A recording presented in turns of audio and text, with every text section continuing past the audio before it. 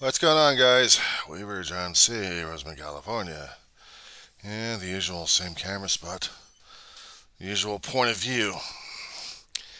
You know what drives me crazy is listening at late night and listening to all the pundits go crazy. And especially for those who have been talking about politicians and their big mouths left and right. It drives me nuts, especially when people are trying to prove each other is falsehood and the other guy is supposed to be reality check.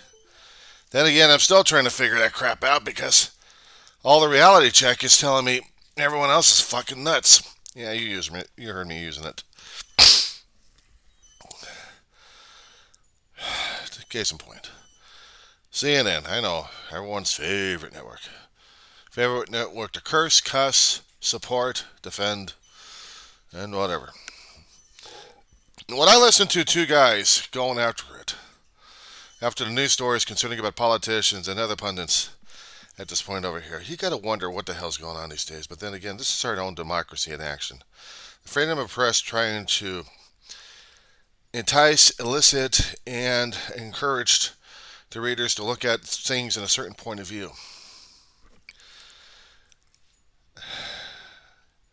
Sherman set the Wayback Machine for God knows how long ago. Okay, Mr. Peabody, sir. When we had the colonies, we had a limited press of what was going on. Before that was just word of mouth. Some guy yelling his ass off left and right. Town crier crying his ass off. Saying, "This is the news and this is what's happening. Woe to us. We're so we're so out of it we don't even know what's going on. But woe to us anyway. Here's the news, what I remembered from long ago. Is that current? No, it's not current. Are you sure it's not? Are you sure it's current? That's not current. This was about a few weeks ago. Well, I want current news. You can't have current news. I'm trying to do a crier here. Now, do you understand? Well, what kind of crier are you if you can't even give me the current news at this point? Holy crap! You don't think we got Google these days? Get out of here, you. Alrighty, I'm getting out of here. I'm getting out of here. Jeez, you have to be a pain in the ass about it. What I'm trying to do is trying to get some current news over here, and this guy's only got his library book. That's all he's got. So basically, well, like at that point of view, that's what our press was like. I would think back then.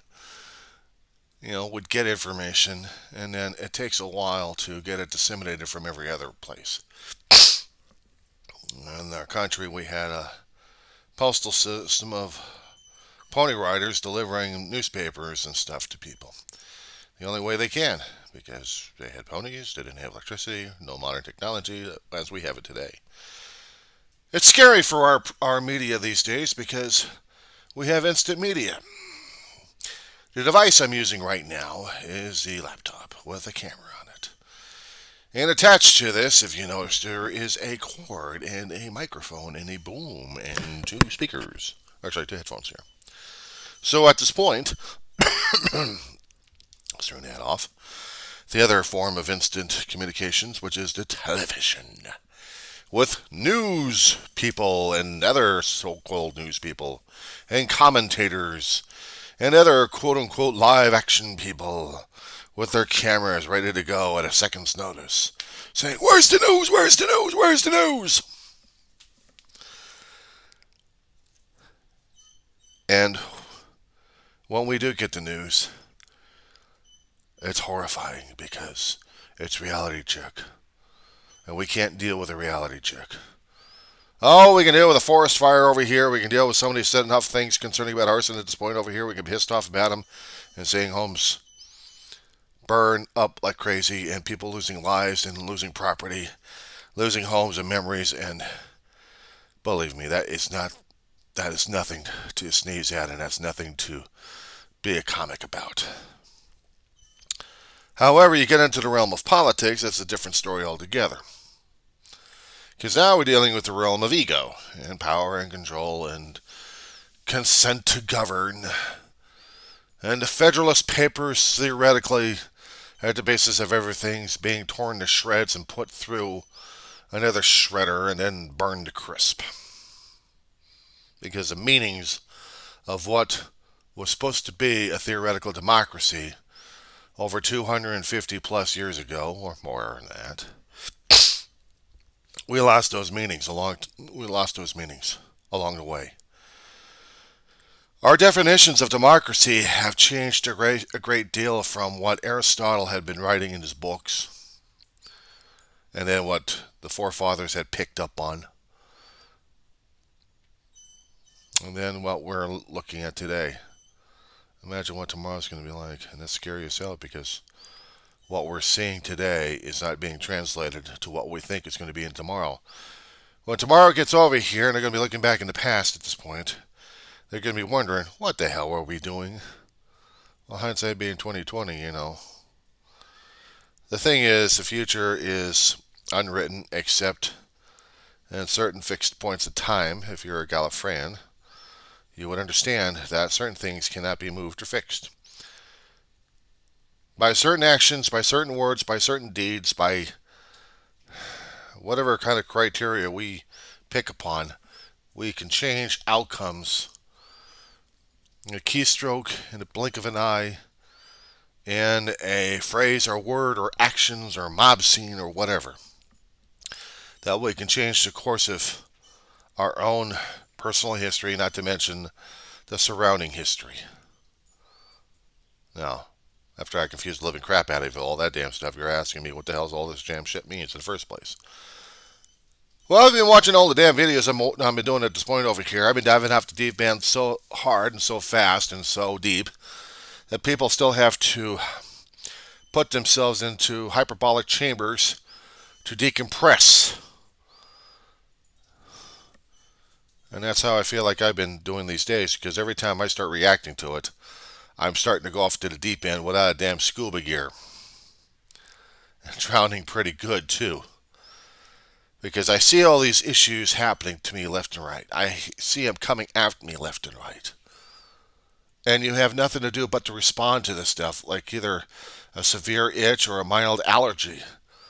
But the truth of the matter is, it's affecting our own lives before we even realize it. So right now, yeah. Someone's actions outside will affect my own personal well-being, one way or another. Whatever happens to that particular actionator will reflect upon everything else. Now, if you ever looked at a Japanese Zen garden, or Google the damn thing in the first place, I'll tell you about a real life one. The reclamation plant, the Tillman Reclamation Plant in San Fernando Valley, by Lake Balboa. They have Japanese gardens, been there for about several decades. It's also been a place for people showing movies and televisions. You know, you need a place to film, that's where you film at. Because it's nice, it's pretty, it looks a little bit modern architectural. And these days it's becoming archaic, but it's still nice. And you walk around with the gardens and you see the patterns in sand areas where stones are, and then you see these weird shape patterns emanating from the stones in the middle of an area. Pretend this cotton ball is a stone.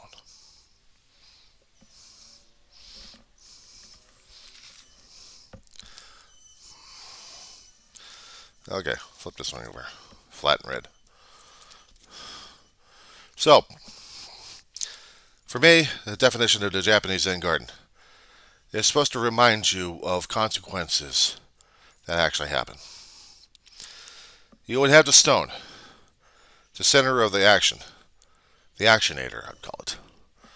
And then you have the patterns around it, emanating from it, the actions. These would be the borders of it. And you would see how they would affect other areas. Okay, to put a more eloquently, take a stone, drop it in a pot of water. It's not watching the stone sink. What you're watching is the action of the stone hitting the waves, hitting the surface of the liquid, and the liquid emanating from it. The surface tensions have been broken. There's been a cause and well, cause and delay, cause and reactions, whatever you're going to be throwing those euphemism out there in the first place. Cause and effect would be the usual words they use, wouldn't it be? But then again, what was the effect and what was the cause? Perspectives and context. You see a flat surface of water. And yes, you focus on the stone hitting the water. But the thing is, what caused the stone to hit the water to make the surface tension? What was the motivation? What was behind it all? And the thing of it is, the more we try to drag ourselves into trying to figure that thing out, the more we're trying to understand why it happened and what's the consequences afterwards. Here comes the finger pointing. Oh, it's this group's fault because they just did this to us. No, it's the other group's fault because they did this to us. Well, what caused it all?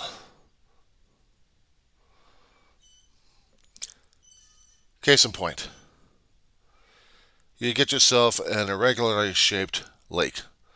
You got some jutting rocks sticking up from the surface.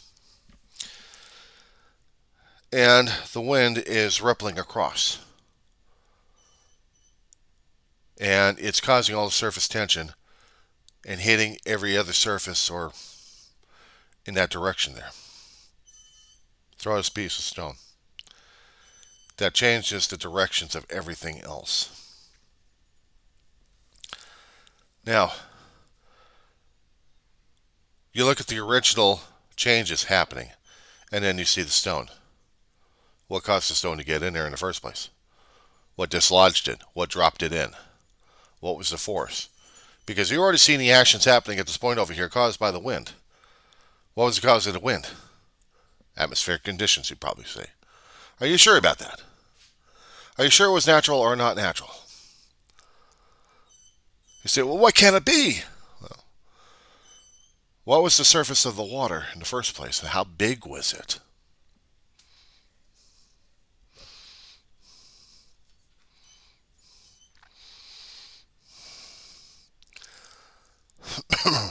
Something jetting into it. A tube. Water bottle. Shake it up. You see the actions happening. But drop something in there and it'll change the dynamics real fast. Even though you've got the dynamics and the fluid motion going on already as it is. You still have life and the effects and causes happening until you have something else to change the dynamics. What was the change? What was the cause of the change? What we're seeing these days is those kind of principles happening in our decisions in our lives, especially what we're listening to, what we're looking, what we're reacting to, what we're thinking about. Put it into a perspective of live action at this point. You have multiple cameras on all sides of the quote-unquote pond. And we'll use the U.S. Capitol as the pond, the Capitol building. Now, you've already seen the surface tension outside before the waves hit. The waves of humans hit. It was all being captured on cameras in different viewpoints left and right. But people said, no, it didn't happen. It didn't happen because it was caused by this group or that group. But we're watching it happen as it's happening at this point over here. So you cannot deny that when a stone hit the water at this point over here, it caused a lot of disruptions. Regardless of who or what the hell dropped the damn thing, it caused the damn disruptions. So you can blame the stone at this point over here. But now people are going to be looking who dropped the stone in the first place.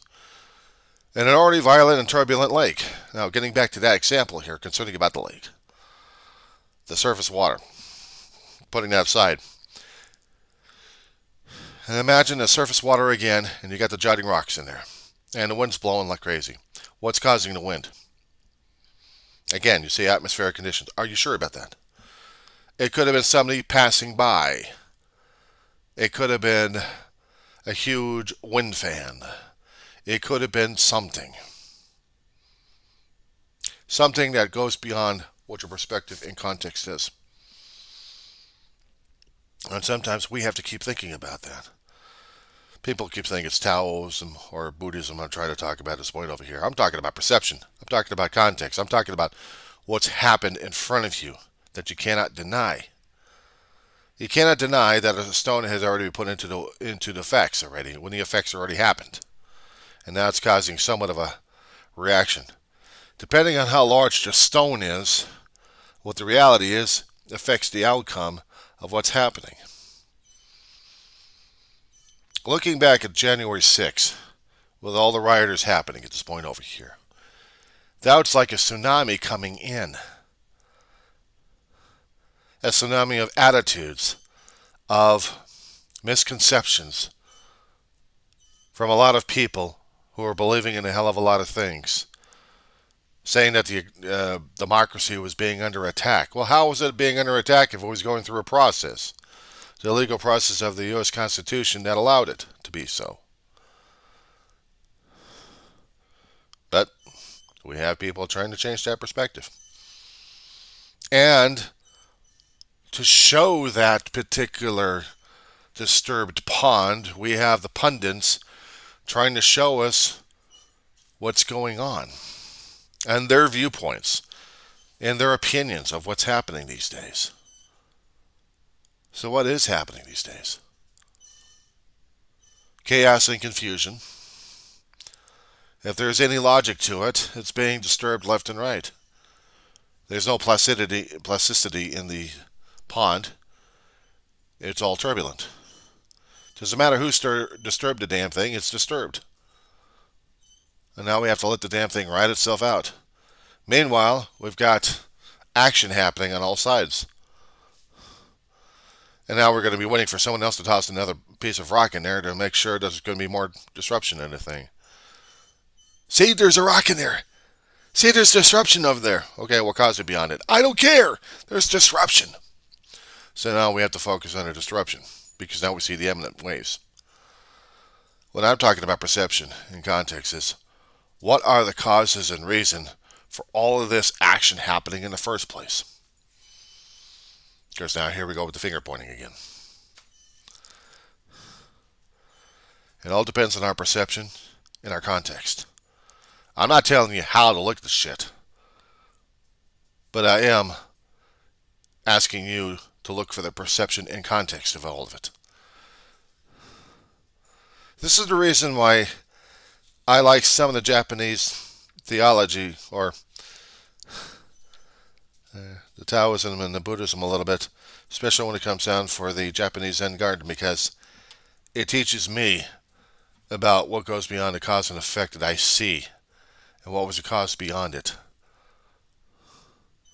I can see the set ripples of the sand itself. What I don't see is the forces changing at all and where the forces are coming from. And I have to put that into context. There's a lot of things out there that are going to be testing us a great deal. There's going to be a great many ideas and concepts out there. A lot of anger, a lot of hatred, a lot of finger pointing again. Because we're too damn scared to look at things without blaming people for it. And why should we blame people for it? Why should we find blame? If we find the cause of the thing at this point over here, is it going to be going against us or for us? And if it's theoretically against us, how is that possible? I'll let you guys decide on this one while I take out a dog. There's a cause and effect right there.